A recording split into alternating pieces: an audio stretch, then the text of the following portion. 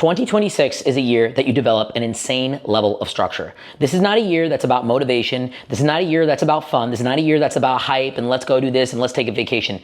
This is a year where you really plan things out and you absolutely just knock them out of the park. You execute on a different level. And if this is the year that you want to be your biggest year ever, I need you to sit down and listen to the 5 things that I'm gonna say in this video. If 2025 was a year where you had a lot of difficulty, it was really a tough year for you, if you struggled, if you went through heartbreak, if you went through financial stress, and you're looking back at 2025 like, yo, I cannot believe I got through there, listen to me very carefully. You got through it. And now it's a time for you to thrive. It's a time for you to blow the fuck up. So if you guys don't know me, my name is Sumi. I talk a lot about business, lifestyle, relationships, all the above. And today I want to talk about why 2026 is going to be your biggest year. And these 5 tips are going to build you massive levels of structure and true success. If you guys like this video, if you find it helpful, please like and comment, consider subscribing. Let's jump into it. So step number 1, stop hoping and start engineering.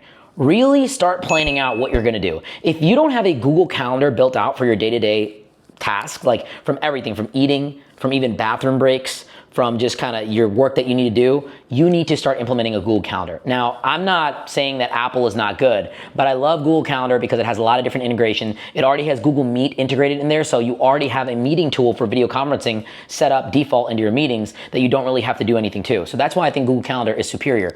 Also, Gemini, okay, you guys know how big of a fan I am of Gemini right now, is absolutely knocking it out of the park. I think that Google is taking over when it comes to the whole AI game, so implement Google as much as you can. Another thing I would recommend is Fathom. Fathom is an AI note taker. You should be integrating it into all your Zoom meetings, into all your Google Meet meetings, and it can be let into meetings and it just does a quick summary. Now there's credits with it and stuff. I'm not affiliated or I don't have any partnership. This is not sponsored. This is just something that I use. So definitely have a Google Calendar. And another thing is definitely write down your schedule and your goals in the morning. A lot of people will tell you, oh, you don't need a journal, you don't need a diary, all this stuff. You don't need to do it to an extreme level, but you need to do it to some level. You need to be organized in some way. Having a journal, just writing your thoughts out on paper is gonna allow you to extinguish and release a lot of the daily confounding variables in your head.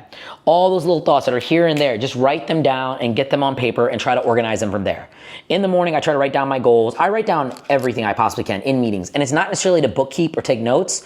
It's just to get the ideas on paper and to kind of put conclusions together. So Google Calendar is a must-have. Make sure you have your cell phone with your alarm set, with your timers. Make sure, my other thing is don't have any notifications on your phone. Just have a periodic time that you check your notifications, like your calls, like your texts. That way you can be a little bit more organized.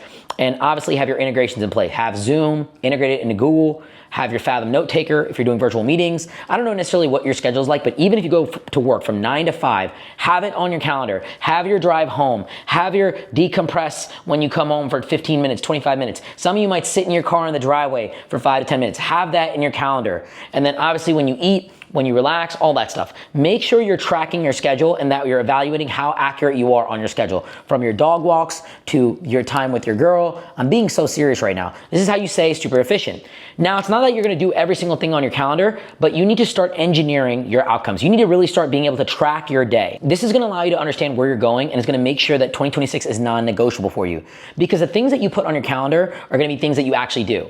You're not gonna wanna schedule in that 15-minute smoke break. You're not gonna wanna schedule in that 15-minute relaxation session if you think you can get more efficiency out of the day. So for you, you've got to be smart and see how much you can actually work and be able to track yourself. Step number 2, probably the most important thing, cut out all the distractions. Get rid of the toxic friends, no matter how fun they are. And I'm not saying that you have to have a breakup with them, but you need to be able to let go of people and really learn to be alone. I spend a lot of my time alone. I'm really bored a lot of times, but I'm so in love with the process of winning. I'm so in love with the process of getting better that for me, it's not such a big deal. You really gotta be able to lock in. You really gotta be able to cut off every single thing that does not improve you. On a day-to-day basis, ask yourself, is this improving me? Even foods, even TV shows, even certain phone calls that you're using to just have fun. You don't have to become a robot. I'm not saying that here, but you need to be able to cut out all the noise, all the distractions that are pulling you down. Not necessarily relaxing you, but pulling you down. If it don't make you money, if it don't sharpen your mind, if it does not improve your mood, if it does not improve your body, if it does not build you in a positive way, cut it out of your life. Friends who drain you, habits that waste time, foods that are not good for your health, conversations that go nowhere, they don't come with you in 2026 at all. Step number 3, learn to build systems. This is a very big business lesson, but you've got to learn to build systems that allow you to scale your efficiency. If you want to make this a year where you absolutely just knock it out of the park and you make more money than you could possibly ever imagine, you can't do it alone. Nothing great is ever built alone. You need to have good, solid systems to be able to scale your life. Partner with people. Find a group of friends that can really build you up into a better person. Find softwares, find AI, do things that can allow you to be more efficient in your day. Set up a training schedule for your fitness. Set up work blocks where you can really concentrate and get things done. Say no to going out on a periodic basis and regulate your vacation time to a certain period of time. Have certain limitations for how you hang out with friends and certain blocks that you allocate towards fitness and mindset and more so the psychology of building who you are. Remember, it's about building an ecosystem that allows you to win. And an ecosystem to me is something that you can go in different areas of it, but you can't escape. So you can go into your fitness mode. You can go into your relaxation mode. You can go into making money mode. You can go into planning and scheduling mode. You can go into reading. You can go into friends, but it keeps you in a system. Look, people don't rise to their goals. They fall into their habits, and that is what creates their outcomes. So build a system that allows your habits to be A1. Step number 4, start thinking about the long term right now. Start thinking about retirement right now. Start thinking about what can I do in 5 to 10 years, because you can probably do a lot more in 5 to 10 years than you can in 1 year. You're usually going to underestimate what you can do in 5 to 10 years and overestimate what you can do in a year. And that's what gets us down sometimes. Like 6 to 8 months in, we're like, I'm not making enough. Like, bro, it's only been 6 to 8 months. Real goals and real outcomes take years, if not decades, to build. So start thinking long term. When you think long term, you're gonna be able to build a lot better and a lot more calmly than other people, which reduces your cortisol, keeps you focused, and you gotta keep your eyes on that long-term mission, that long-term goal. At the end of the day, I want you to really win in a good, consistent way. And another thing I'm gonna say about this, just to add in, build long-term relationships, build long-term friends, not the girl that you're gonna date very quickly and just want to be with her because you want to talk to somebody for the next 2-3 years. Don't hang out with the friends that are just good for right now. Hang out with the friends that are good forever for the long term, and invest into them and invest in those relationships, because those are going to allow you to win in a very much more aggressive fashion. Step number 5, this is probably another one that's really weird, but it's very important. Live below your means. If you want to have a big year, you've got to have a small lifestyle. And it sounds very strange.